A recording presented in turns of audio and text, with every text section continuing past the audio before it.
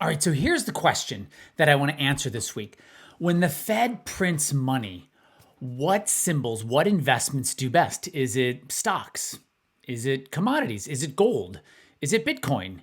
Is it real estate? I want to look at these major investments and really have them just look at them and say which ones are the best investments to be in when the Fed prints money.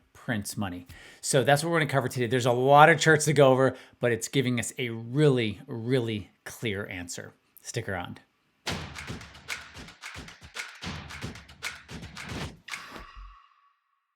Hey everyone, this is RC Peck with Fearless Wealth, and I want to answer this question: what investments perform best when the Fed prints money? And we're going to look at, of course, we're not going to look at everything, but we're going to look at the major ones. Now, this is good for anyone, whether you're 30 or 60 or 90, because we're going to actually look at the price chart, not someone talking on CNN or Bloomberg. Not that there's anything wrong with that, but we're going to look at actual price, whether an investment went up or down when the Fed literally printed trillions of dollars. So I want to jump over to the price charts. First, I'm going to show you the balance sheet of the Fed so we can just look at what it's done. Oh my gosh. And then we're going to jump over to those major areas. So let me jump over here and let's get over here. And I just want to first show you what I'm talking about here. So this is the balance sheet of the Fed. And this is a 19-year price chart. So back here at the very, very, very beginning back here, I'm going to be looking over at my other screen too, and I'll show this to you in a little bit. The Fed had a balance sheet of $730 billion. At the end over there, the Fed had a balance sheet of $8.8 trillion. So that is a lot of money printing. If you don't like the word money printing, you can use quantitative easing. If you don't like the word quantitative easing or phrase quantitative easing, you can just say expansion of balance sheet, because that's actually what happened. We can put all the political stuff aside. So what happens when the Fed prints money? Now, what we're going to do is I'm going to look at 4 specific areas. This first area that's flat to slightly up, this huge increase, this flat to slightly down, and this huge increase. So we're going to look at 2 big increases. And in between those 2 big increases is either flat to slightly up or flat to slightly down. And I can come back to this to remind everyone. So let's do this. Let's jump over to the price charts and look at the first section. So the first section is from 2002 to 2008. And that's when the Fed went from a balance sheet of $732 billion to $900 billion. That's about a 23% increase over 6 years. Not that much. It's 2 to 3% a year. But let's just look at what really happened. So here's the S&P 500 here, and it went up about 58% during that time period. Again, we're looking at this first period where I'm calling flat to slightly up. I also want to look at the Nasdaq 100. This went up 82%. So the Nasdaq went up 82, and the S&P only went up 58%. I also want to look at international, because we can't forget about international. So this is MS World. I don't have a ticker symbol. That's not an index during this time period, but international went up 93%, and that's including this big drop down here. So during this first kind of period of flat to slightly up out of the equity area, internationals did the best, or the international stock market did the best. Okay, but I also want to look at gold. What did gold do during this first kind of flat to slightly up? And gold did really well. It went up 133%. You can just clearly see that on the price chart. Now, I also wanted to show you just the general commodity complex. This is the CRB, and that went up 59%. You can see that huge sell-off in '08. So what you're going to be seeing at the end of these is part of that '08 collapse. But still, all we're looking at here, we're just looking at money printing or balance sheet expansion or contraction. We're focusing on that. And then lastly, let me just do, this is real estate in the US, which was up a total of 16% during this time period. So we have a 6-year period where the Fed barely increased their balance sheet about 2 or 3% a year for 6 years. And during that first period, the best investment to be in during that period was actually gold. It was up 133%. And then right behind that, you had international up 93% and the Nasdaq 100 up 82%. Real estate was in a huge distant place with only up 16%. But let's just take from this, everything went up. Everything went up during this flat to slightly up period where the Fed increased their balance sheet. And again, we just looked at this area right here. Now this gray area here is recession, and this gray area here is recession. So during this first kind of flat to slightly up, gold was the best performer. Okay, now I want to look at this second section right here where the Fed takes their balance sheet from 900 billion and takes it to 4.5 trillion dollars over 6 years. That's about a 500% increase right here. So the question is, what did best when the Fed is absolutely printing money? So let's go over here, and I have this next section set up here. So this is real estate. Real estate did go up. Not that much. It actually bottomed in 2012 here in the US, depending on where you were in the country. But real estate was only up 12%. Now, when I'm talking about real estate, I actually do mean houses. So up 12%, not that big a deal. Then let's look at the just total commodity index here. And the commodity index got absolutely crushed. It was down 37%. So let's just pause for a second. The balance sheet increased 500%. Commodities dropped. Real estate barely moved, up 12% over 6 years. That's almost nothing. Gold, let's look at gold here. Gold during this time period where the Fed went from $900 billion balance sheet to $4.5 trillion, gold did go up. It went up 46%. So it did go up, but you can see on the screen, it clearly peaked kind of in the middle of that between 2011 and 2012, just right. I mean, obviously you can see it peaked in 2011, but it went sideways for about a year and then corrected. Okay, now let's look at international ex-US. So international did go up barely. It went up 18%. That's not that much considering the Fed went from 900 billion to 4.5 trillion in money printing or balance sheet. Here's the Nasdaq 100. This is what the Nasdaq 100 did during this time period right here. It went up 148% during that time period. That includes this huge drop here. And then lastly, we have just the S&P 500, and that went up 87%. Okay. So now step back. We're talking about a period, right? So let me bring this up, what we're talking about again. We're talking about a period here where the Fed went from 900 billion to 4.5 trillion. That's just the Fed. We're not talking about deficit spending or anything. All we're talking about right now is when the Fed prints money, what performs the best? What's your best hedge against money printing? And during this huge money printing phase, the Nasdaq 100 went up 148%. International, 18%. That's almost nothing. I'm not adjusting these for inflation either. The S&P 500 went up 87%. Gold went up 46%. The commodity complex dropped 37%. And real estate went up a paltry 12%. So here's the takeaway from this big section right here. Almost everything went up. Commodities got crushed. Everything else went up. The thing that went up the most was the Nasdaq 100 during this period. And during this period, just as a reminder, gold actually did the best, but everything went up during this period. Now, here's the third section I want to look at here. This is flat to slightly down. So we're going with flat, we're starting ish about right here, and we're going right to here. So clearly the down period is there. That's not slightly down, that's clearly down. And so we're going to look at the price chart. So that, I'm going to show you the entire frame from here, about 2014, all the way here to 2019.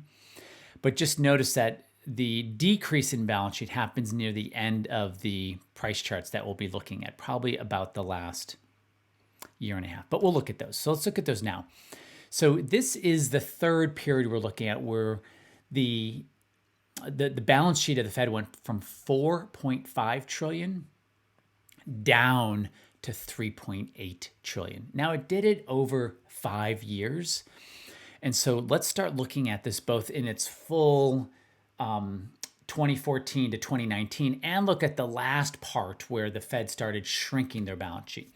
So let's stay in order. Let's just go to spiders first, the S&P 500.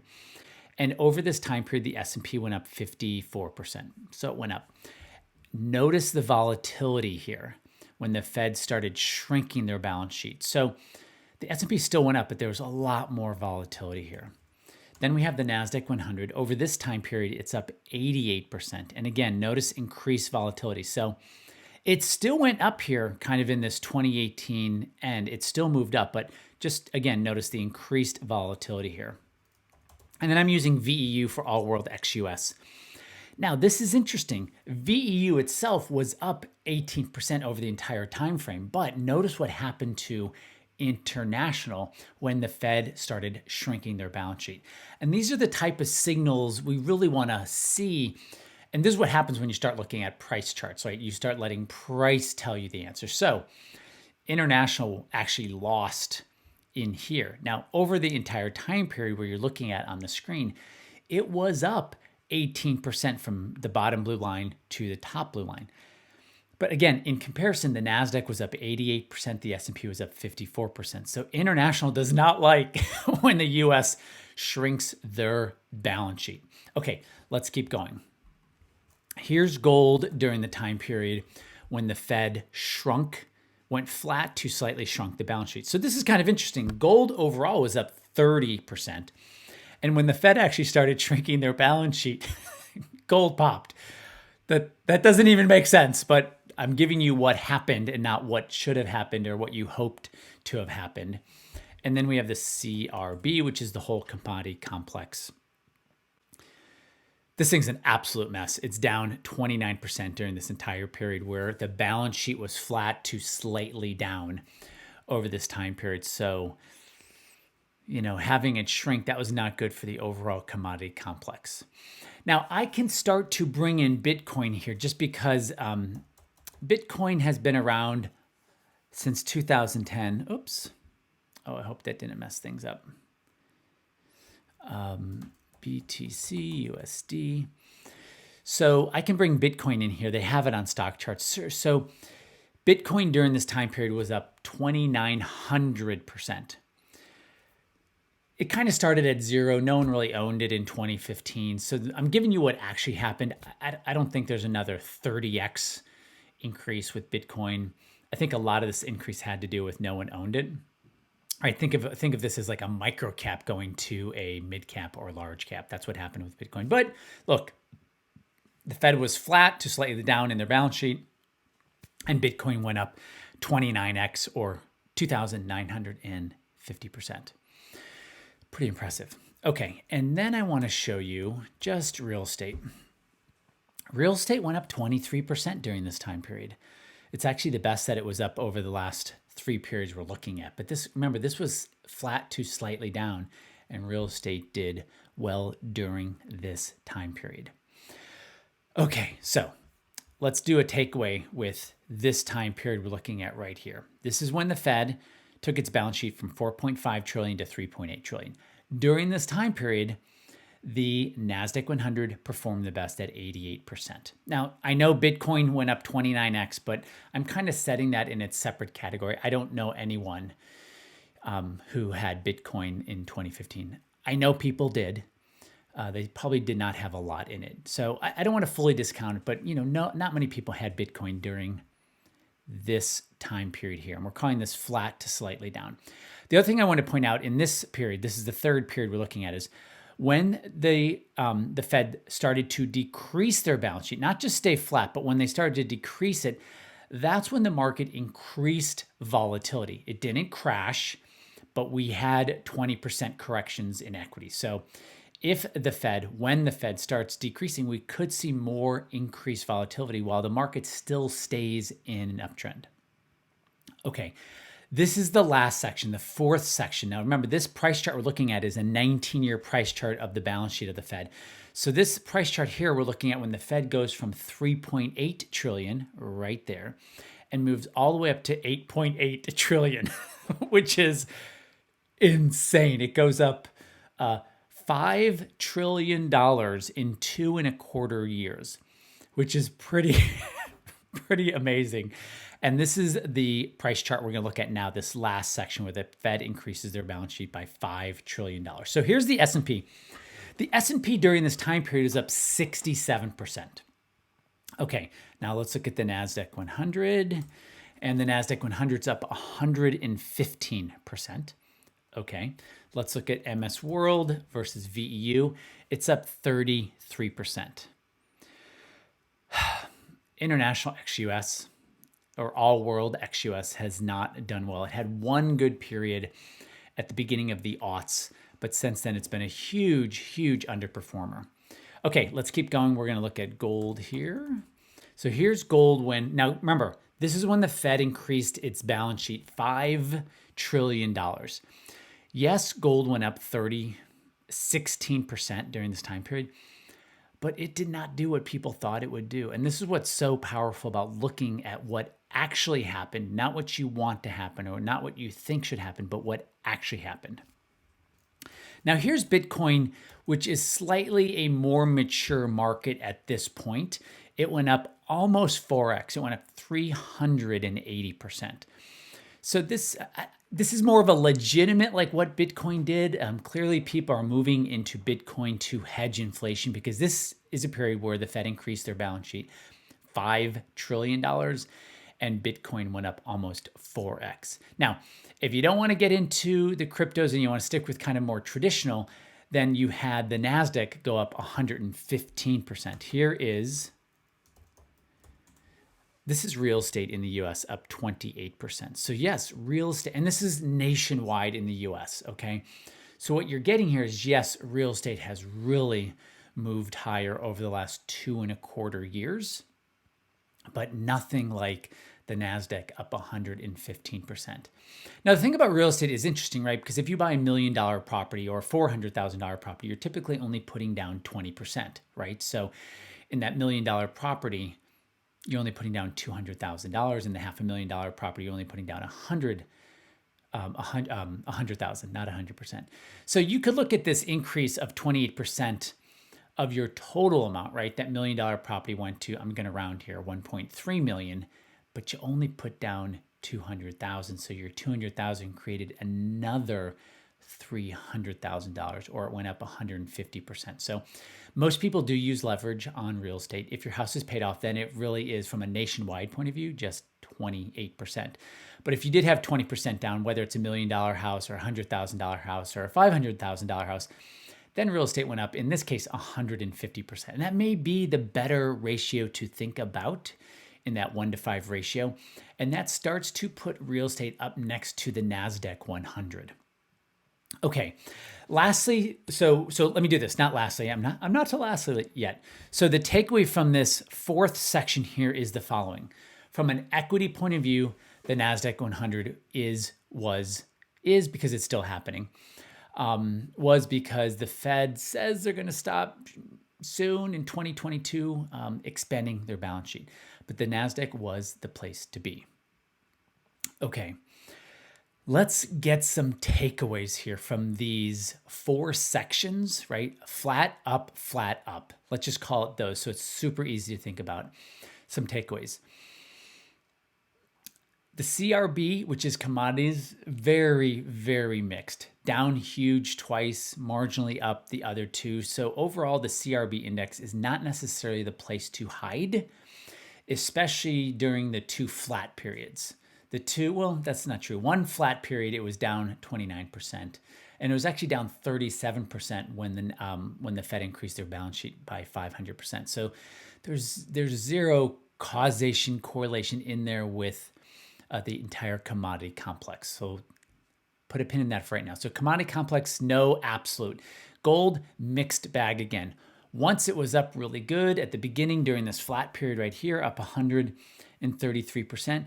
But every other time, yes, it was up, but with huge volatility, and it really underperformed the Nasdaq 100. Okay, so the other thing we're seeing is the Nasdaq 100 overall, and specifically three of the 4 sections we looked at, the Nasdaq 100 was best. So the Nasdaq 100 has been the place to be for 19 years if you use a balance sheet point of view, because we're just talking right now in the frame of what happens with investments when the Fed increases or decreases their balance sheet. And with all of these, the Nasdaq has performed best. Okay, With real estate, at least in the US, if we use a 1-to-5 ratio, real estate has done well the last two periods. So during this flat period here, if you were unleveraged, meaning your house was paid off, your house just went up about 25%. I'm rounding here. If you were leveraged, it went up 125% based on what you had as your down payment. And here, if you had that 1-to-5 ratio, right, you bought the $1 million house with 200,000. Your down payment made you, grew 150%. So kind of the runner-up has been real estate over the last two cycles, this cycle here and this cycle. But real estate here and real estate here, I mean, it was up, but not what people would think. So let's talk about a couple takeaways here. Let me go back to, there we go. So let's talk about some takeaways here. The Fed increased its balance sheet from $732 billion to $8.8 trillion. The overall place to be during that time period was the stock market, specifically the Nasdaq 100. One of the reasons I think this is so is because in the 21st century, software is eating the world, technology is eating the world. Whatever company you have, technology is what's making the company grow, software is what's making the company grow. Now, the Nasdaq is a US-based index, okay? This is another, I think, big takeaway from the price chart I first showed you was the balance sheet of the Fed. Over that last 19 years, who has benefited the most, or what entity has benefited the most? US-based technology companies, generally speaking. Now, the Nasdaq 100 is not specifically Nasdaq. It's really more of an absence of all the old world companies like industrial and energy and utilities and things like that. But what's benefited the most from money printing has been technology, both in the flat periods and in the periods where the balance sheet increased. So that's one big takeaway, that the Nasdaq 100 has been such a place to be. There's a new kid on the block, Bitcoin. The first period we looked at, which was right here, that Bitcoin was involved, Bitcoin went up 30x, and then it went up about 4x. So Bitcoin is definitely moving up. It's still small in size-ish, depends when you look at it. It's about a $1 trillion market cap, where when you compare that to US real estate or all the stocks in the world, 60 trillion, or US is about 50, 60 trillion. Say there's 100 trillion in stocks. It's still a teeny place to be, maybe 0.5% compared to maybe world assets or equities around the world. So it's still super teeny. So there definitely needs to be an asterisk there. But I think the biggest takeaway that I really want you to get from this video is gold wasn't really the answer. It wasn't a safe haven. It went up in the first section and where the balance sheet went slightly higher, but it's underperformed during the other three periods. And even the period it did, quote unquote, win, the Nasdaq 100 was still up 80%. International was up 93%. The S&P was up 58%. Everything was still up during that same period. So I think that's a big takeaway, that you really have to understand price and know how to look at price, because you don't want to be fighting the last war, right? You don't want to have all this gold as a hedge when gold's not a hedge anymore. Maybe because you only want to have things, generally speaking, or specifically speaking, that are increasing with price. So that's the big takeaway of kind of looking at the actual balance sheet of the Fed and seeing what has gone up and not gone up during that 19-year period. Again, two flat periods and two periods where there was just a huge increase. Call it money printing, call it quantitative easing, call it balance sheet expansion, however smart you want to sound at whatever cocktail party, if those are even allowed anymore. We have a lot of information from this. Thanks so much for watching this video. Let me know where I got it right, where I got it wrong, what you think I missed, what you think was really good. It helps, obviously, the YouTube algorithms to leave comments. I listen, I read them all, I reply to them all. So let me know where I got it right, where I got it wrong. And the video last week talked about the federal funds rate and what does best when that increases or decreases. And this week was the balance sheet, a super in-depth look at what happens with the balance sheet. And this video is running really long this week, but sometimes you need to really dig into something to really understand. And I think this is some of the clearest data out there around balance sheet expansion and where's the best place to be. Thanks everyone for being in my world. I will see you on the next video. Bye.